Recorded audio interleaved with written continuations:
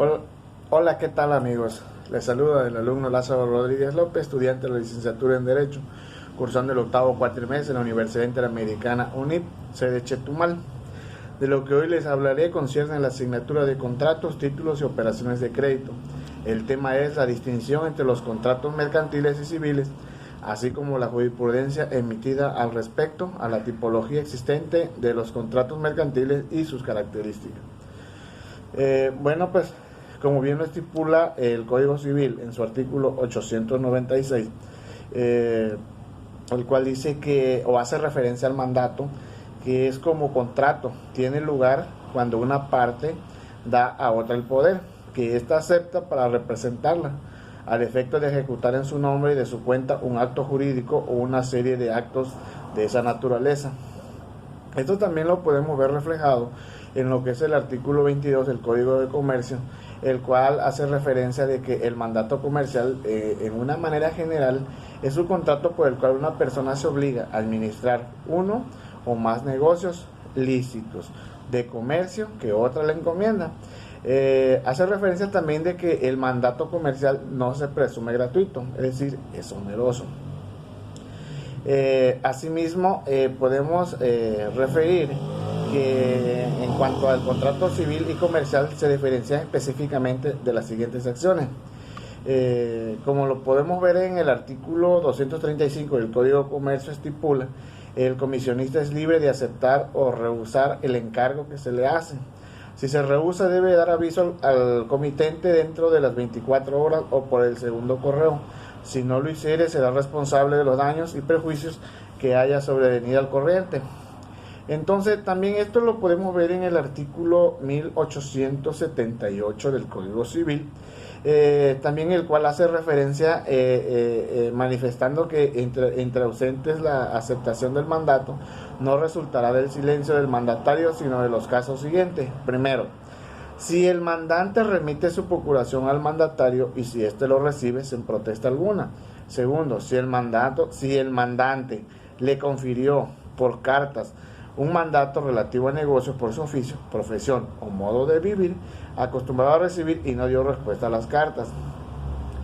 El mandato comercial nunca se presume sin costo alguno, mientras que el mandato civil, de acuerdo a lo que estipula el artículo 1871, esta hace referencia a que en un comienzo se presume gratuito en los casos que no se hubiera determinado que el mandatario reciba retribución por su trabajo, no por lógica.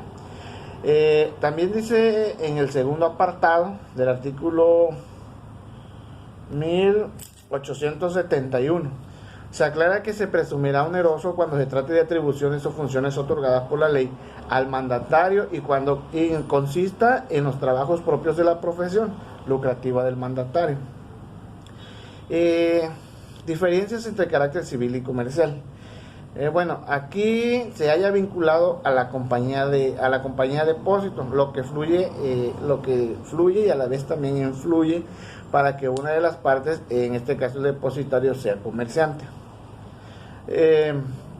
Porque al contrario de la gratitud, estipula en el Código Civil, el depósito comercial siempre es oneroso, es decir, tiene un costo. El depósito comercial es sobre bienes muebles. Ahora bien, nos tendríamos que hacer una pregunta, ¿no? ¿En qué consiste el mutuo civil y comercial?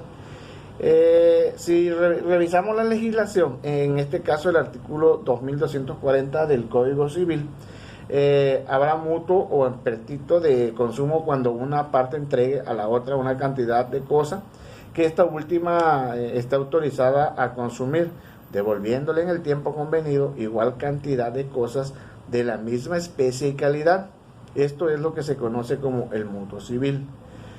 Ahora bien, si nos vamos a lo que dice el Código de Comercio en su artículo 558, hace referencia a que el mutuo y el préstamo está sujeto a las leyes mercantiles, cuando la cosa prestada puede ser considerada género comercial o destinada a un uso comercial y tiene lugar entre comerciantes o teniendo por lo menos el deudor de esa calidad. Otra de las diferencias que vamos a encontrar entre los contratos civiles y comerciales o mercantiles, va la redundancia, aquí haremos una comparativa entre las principales diferencias y semejanzas de los contratos civiles y los mercantiles, que en este caso pues tienen influencias en ambas. Primero vamos a tocar a lo que es la competencia de tribunales. Bueno, en este caso o en este punto debemos señalar que en nuestro país no existe una jurisdicción comercial específica, por lo que todo conflicto de carácter comercial deberá ser ventilado y decidido en tribunales civiles. Pero ante esta falta de juzgados especializados en derecho mercantil, los comerciantes por lo general han decidido a través de cláusulas arbitrales otorgar un árbitro especializado en la resolución de los conflictos que se puedan generar en sus relaciones comerciales, existiendo actualmente un gran número de árbitros especializados en derecho comercial registrados en la Cámara de Comercio, así como también llevan a su cargo la mayor parte de los conflictos comerciales que se producen en nuestro país. Diferencia entre compra-venta civil y compra-venta mercantil. En cuanto al precio, tanto el Código Civil como el Código de Comercio estipulan en la compra-venta siempre debe regular el precio, ya sea por las partes o ya sea por un tercero, pero en el caso particular de la compra-venta mercantil, para el caso de que las partes no hayan estipulado el precio, pero se hayan efectuado la entrega, el precio será el que tiene él o los bienes vendidos en el día y en el lugar en el que hayan sido entregados.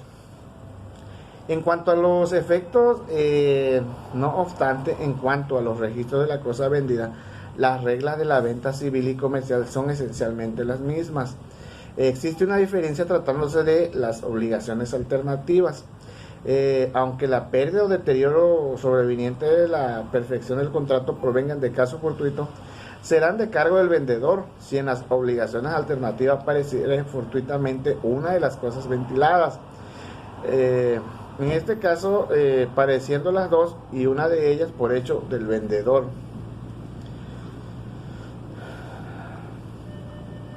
Ahora nos vamos a otro punto, que es la venta de lo ajeno. En este punto, y no pronunciándose especialmente el Código de Comercio, debemos señalar que en ambos tipos de compra-venta, la venta de cosa ajena es totalmente y completamente válida, aunque inoponible al dueño de la cosa vendida, ¿verdad? Ahora vemos que según el sujeto, aquí la diferencia está dada porque siempre en la compraventa comercial uno de los sujetos, sea el comprador o el vendedor, deberá ser un comerciante, mientras que en la compraventa civil el carácter de quienes participan en el contrato es indiferente, o sea, no tiene nada que ver. Ahora, ¿qué legislación es aplicable? Como lo comentamos en un inicio, las disposiciones del Código Civil se aplican igualmente a los actos de comercio, pero hay que tener en cuenta que siempre primará la regla especial a la regla general, por lo que siendo el derecho comercial especialmente regulado por el Código de Comercio y leyes como la de las sociedades anónimas, la cuenta corriente bancaria y cheques, o también como las de operaciones de crédito de dinero y otras tantas, claramente la legislación que rige el derecho comercial se distinta de aquella que es aplicable a lo civil, ¿verdad? Ahora, podemos hablarles también en este tema lo que es el pacto comisorio en un contrato comercial. Todo esto está regulado en el Código Civil referente a la compraventa. Estas son únicas disposiciones de nuestros ordenamientos jurídicos que hacen referencia a esa institución, por lo que se aplicarán independientemente de si el contrato es civil o mercantil, ¿verdad? Si bien no existe una definición de lo que es el pacto comisorio, la doctrina ha señalado que es la condición resolutoria tácita estipulada expresamente por las partes en el contrato, es decir, y en palabras más concretas, es una de las cláusulas que las partes incorporan al contrato, en virtud de lo cual, ante el incumplimiento de alguna de las partes, la otra parte diligente que ha cumplido con su obligación puede solicitar a su arbitrario el cumplimiento del contrato o resolución del mismo, siempre con indemnizaciones de perjuicios. Eso debe de quedar claro. Su aplicación en los contratos comerciales, tanto al de compraventa como al resto, de contratos es perfectamente posible, más considerando, ¿verdad?, que de por sí en todo contrato bilateral va envuelta la condición resolutoria tácita que tiene idénticos efectos al pacto comisorio, con la diferencia de que este último queda por escrito en el contrato. Asimismo, dice qué tipos de pactos comisorios existen. Así rápidamente, en nuestro ordenamiento jurídico reconoce dos clases de pactos comisorios: el simple y el calificado, que en cuanto a sus efectos son prácticamente idénticos, ¿verdad? Pero hay una diferencia, o la diferencia radica en que el calificado, en virtud de la cual por el no pago del precio en el tiempo convenido, se produce de pleno derecho la resolución del contrato. Es decir, el no pago del precio supone que sin necesidad de declaración judicial el contrato quedará terminado. Otra diferencia fundamental es que en cuanto a su aplicación, la doctrina y la jurisprudencia han señalado que este solo se aplica a la compraventa, más no a otros tipos de contrato. Quisiera también agregar, por ejemplo, qué efectos puede causar una huelga en contratos comerciales. Bueno, yo creo que es de vital importancia, porque también se da ese tipo de cosas ya en el mercado formal o en el mercado mayoritario. Se pueden dar este tipo de cosas. Teniendo en consideración que la contratación comercial se da en un contexto interempresa, una huelga de trabajadores puede tener graves y grandes efectos en el cumplimiento de los acuerdos mercantiles suscritos.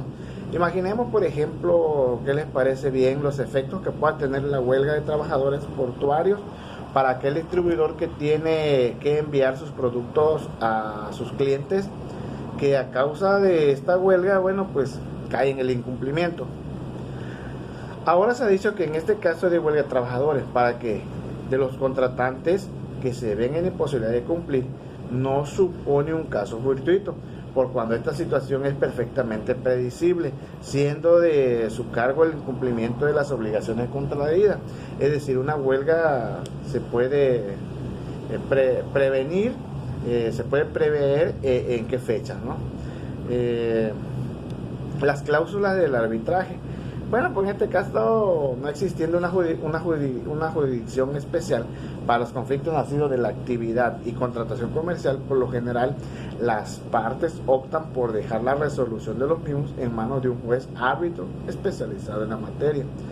Es de vital importancia comprender este concepto de que la forma de realizar esta verdadera prórroga de la competencia es a través de una cláusula que se incorpora en el contrato, por medio de la cual se estipula que la resolución de cualquier conflicto de relevancia jurídica que se produzca entre las partes será resuelta por un juez árbitro, ¿verdad?